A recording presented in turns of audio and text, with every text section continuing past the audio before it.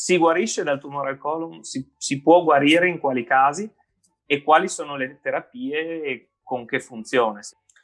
Allora, diciamo che le probabilità di guarigione sono direttamente proporzionali alla precocità con cui facciamo la diagnosi. Quindi, allora, le probabilità di guarigione sì, ci sono.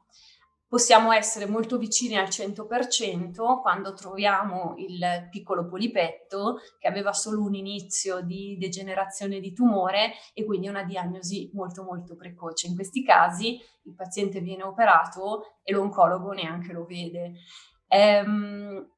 Quindi è per questo anche che si stressa così tanto la diagnosi precoce, quindi il fare la colonoscopia, perché se ho il mio polipetto me lo tolgo, al massimo vado dal chirurgo, posso fare un intervento di resezione, ma sono guarito. Ho delle probabilità che sono molto vicine al 100%.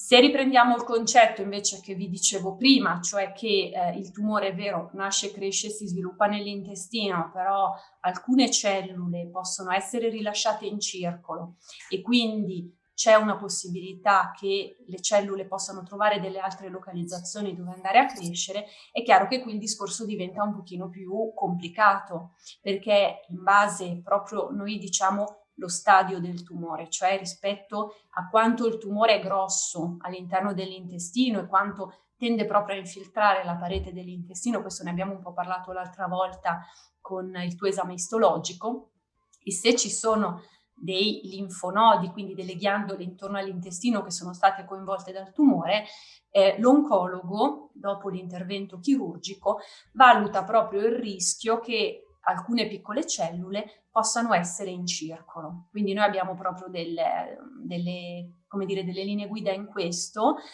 dove possiamo avere un'indicazione sul rischio che il nostro paziente possa magari in un futuro avere a che fare di nuovo col tumore, legato proprio a questo fatto che ci siano delle piccole cellule in circolo, che magari poi nei mesi, negli anni possano trovare dei punti dove crescere, quindi dare la possibilità al tumore di rimanifestarsi. E quindi in questo caso, dopo l'intervento chirurgico, se è indicato, il paziente incontra l'oncologo, quindi dopo essere stato operato dal chirurgo viene da me e discutiamo di aggiungere al lavoro del chirurgo, che è quello principale di togliere il tumore, togliere quello che c'è di visibile, di aggiungere anche dei cicli di chemioterapia, perché attraverso il sangue si va in circolo e si vanno a uccidere e congelare delle piccole cellule che possono essere residuate. Tutto questo con l'obiettivo di aumentare ulteriormente le possibilità di guarigione del nostro paziente, quindi quello è l'obiettivo. Diverso invece è il setting quando si arriva a una diagnosi, diciamo, tardiva, e quindi magari il paziente viene conosciuto dal medico, dall'oncologo, non tanto per i disturbi del tumore primitivo, ma per i disturbi legati alle localizzazioni. Quindi magari il paziente ha dei disturbi addominali alti, oppure il medico se ne accorge perché vede gli esami di laboratorio un po' alterati e si scopre che c'è un coinvolgimento del fegato. In questi casi la presa in carico è un pochino più articolata. Innanzitutto appunto bisogna poi valutare se la malattia che c'è al di fuori dell'intestino possa essere ancora suscettibile di trattamenti locali, che possono essere dalla chirurgia ad altre, magari la radiofrequenza, che è quella poi che avevi fatto tu, quindi varie opzioni locali. Ma il cardine resta la chemioterapia, perché la chemioterapia arriva in circolo, arriva dove si vedono le sedi di malattia e arriva poi anche a colpire quella quota microscopica che altrimenti nessuno potrebbe diciamo mirare. La cura dei tumori del colon ha subito delle evoluzioni galattiche, ma non in 100 anni. Io ti parlo di ultimi 5, 10, 15 anni, cioè quando io ho iniziato circa 20 anni fa, tutto quello che erano localizzazioni esterne dal tumore primitivo non veniva neanche operato, quindi se un paziente ha delle localizzazioni esterne era all'appannaggio solo dell'oncologo. La multidisciplinarietà in quel setting ancora non era stata studiata. Poi l'abbiamo studiata, abbiamo dimostrato che invece è utile che l'oncologo e il chirurgo lavorino insieme anche quando la malattia è uscita dalla sua sede iniziale, e questo ha come obiettivo proprio quello di aumentare le possibilità di guarigione dei nostri pazienti.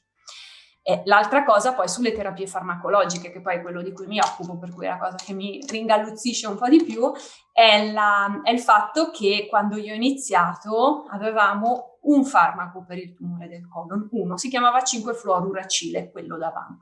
Poi sono arrivati degli altri farmaci, è arrivato l'oxaliplatino, è arrivato l'irinotecan, quindi abbiamo cominciato a dire ok, abbiamo anche delle alternative, poi abbiamo capito che si potevano combinare insieme, quindi che 2 farmaci, 3 farmaci era meglio di uno, ma poi c'è stata la rivoluzione della terapia target, di cui parleremo più avanti, che sono tutta quella famiglia di terapie a bersaglio molecolare. Quindi io studio il tuo tumore e cerco di darti la terapia più mirata, non per il tumore del colon, ma per il tuo tipo di tumore, con le caratteristiche molecolari corrette.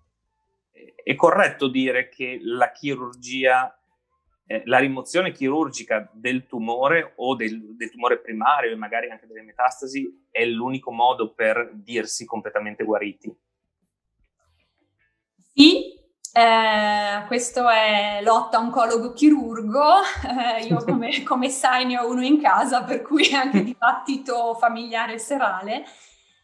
Ci sono dei tumori che sappiamo possono guarire con la chemioterapia, ma non è il caso però dei tumori dell'intestino. I tumori dell'intestino sono una malattia chirurgica, quindi il reale gesto terapeutico curativo è fatto dal chirurgo.